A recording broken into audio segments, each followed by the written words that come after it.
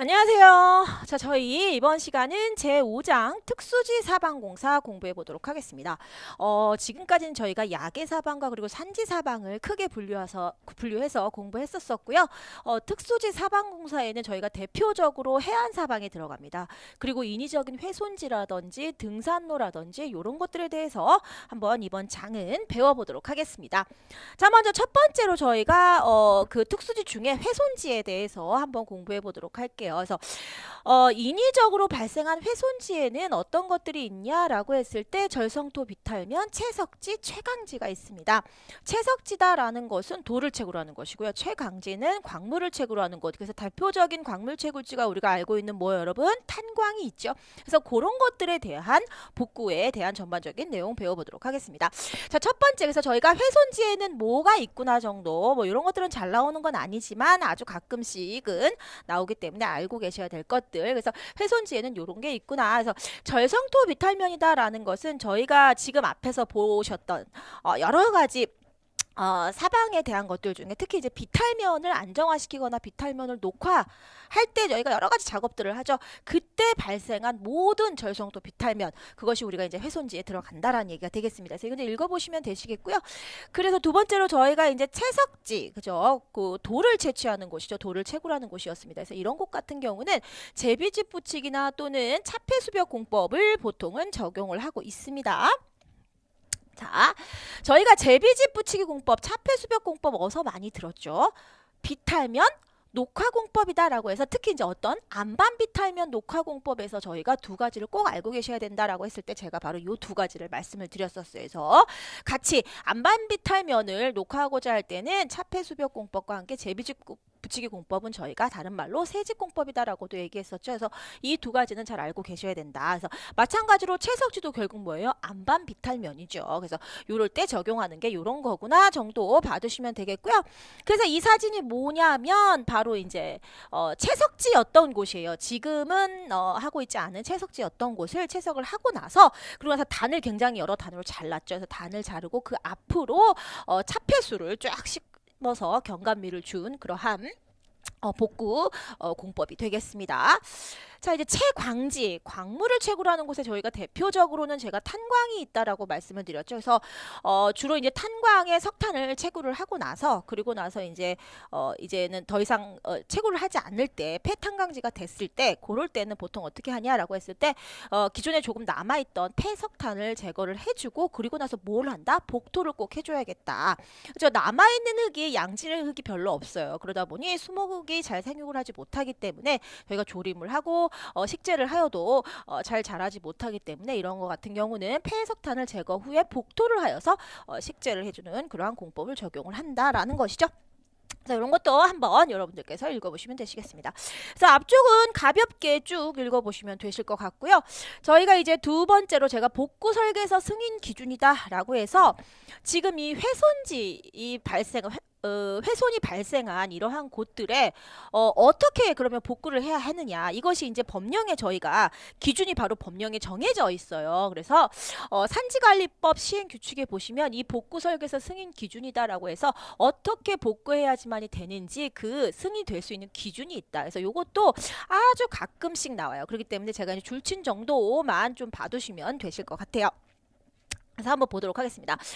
공통사항으로는 저희가 단을 아까 제가 이제 이런 훼손지 같은 경우는 좀 단을 끊어서 뭐 그 앞에 차폐수를 심거나 뭐 등등의 작업들을 한다라고 그랬죠. 그래서 가장 소단의 앞부분은 수목을 존치하거나 식재하여서 녹화하여야 하고요. 요거 한번 그냥 읽어볼게요. 각 소단에는 평균 두께 60cm 이상의 흙을 덮어야 된다. 아까 제가 말씀드렸지만 훼손지 같은 경우는 훼손이 되면서 여러 가지 토양들도 유실이 되었고 양수분도 마찬가지로 유실이 되었기 때문에 이런 곳 같은 경우는 이렇게 꽤 깊이가 있는 흙을 복토를 해서 그리고 나서 수목을 식재하거나 여러 가지 공법을 적용을 해야겠다라는 얘기가 되겠습니다. 그래서 요거는 제가 왜 줄을 쳤냐면 바로 뒤에도 나옵니다만 어떻게 나오냐면 폐석지의 적정 복토 깊이는 어떻게 되느냐 이렇게 묻기도 합니다. 그렇기 때문에 60cm 이상이 바로 이제 적정한 복토 깊이다라는 거. 그리고 여기도 한번 여러분들께서 쭉 한번 여기는 읽어보시면 되시고요. 뭐 고속도로 또는 철도, 뭐 휴양지 이런 거 같은 경우는 차폐공법이나 여러 다른 특수공법 등을 적용해서 녹화한다라는 내용들이 되겠습니다. 이제 그리고 그 밑에 광물채굴 그 탄광지가 되겠죠. 탄광지나 또는 채석지, 토석 채취지 이런 경우에 아까 앞에서 보셨던 저희가 채석지, 채광지에 해당하는 건데 그러한 것들의 복구 설계에서 승인 기준이 어떻게 되느냐라는 내용 한번 보도록 하겠습니다. 문제가 나올 때 이제 채석지나 뭐 그 채석지나 또는 채광지의 복구 설계에서 승인 기준에 대해서 틀린 것은 하면서 이렇게 나왔었습니다. 그렇기 때문에 제가 그렇게 말씀을 드린 거예요. 자, 이것도 그냥 한번 읽어볼게요. 보세요. 비탈면의 수직 높이가 15m.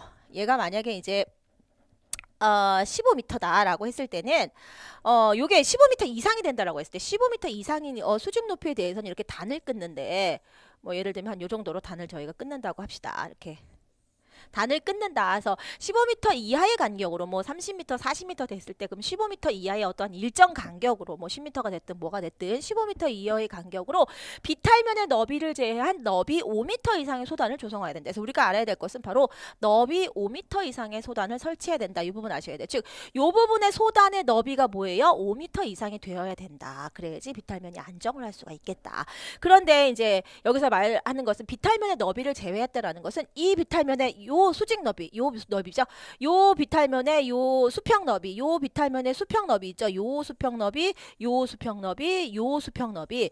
이 비탈면의 수평 너비를 제외하고 나서 너비 5m 이상의 소단을 설치한다라는 것은 이 소단을 설치한다고 해서 이 비탈면의 너비가 줄어들면 된다, 안 된다? 안 된다라는 거예요. 소단은 소단대로 5m 이상으로 설치를 하되 이 비탈면의 너비가 줄어들지 않게, 비탈면의 너비가 그대로 되게끔 줄어들지 않게끔 작업을 해줘야 된다라는 소리예요. 그러면 그러다 보면 이 비탈면 너비가 더 어떻게 되겠어요? 소단을 설치하다 보면 더 일로 나가겠죠. 근데 뭐 이건 중요한 건 아니고, 그래서 어쨌든 소단을 설치하는데 너비 5m 이상의 소단을 설치를 해야 되는구나. 그 정도. 그리고 소단에서 발생하는 각각의 비탈면의 각도는 75도 이하여야 한다. 너무 수직에 가까우면 안 되겠다라는 거. 75도 이하여야 된다라는 요 각도도 같이 좀 알아두시고요.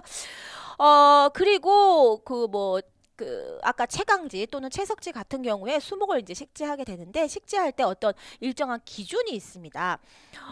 수목을 식재할 때는 평균 깊이를 1m 이상이고요. 너비는 3m 이상이 되게 구덩이를 팔거나 아니면 돌을 쌓아서 거기에다 흙을 채웁니다.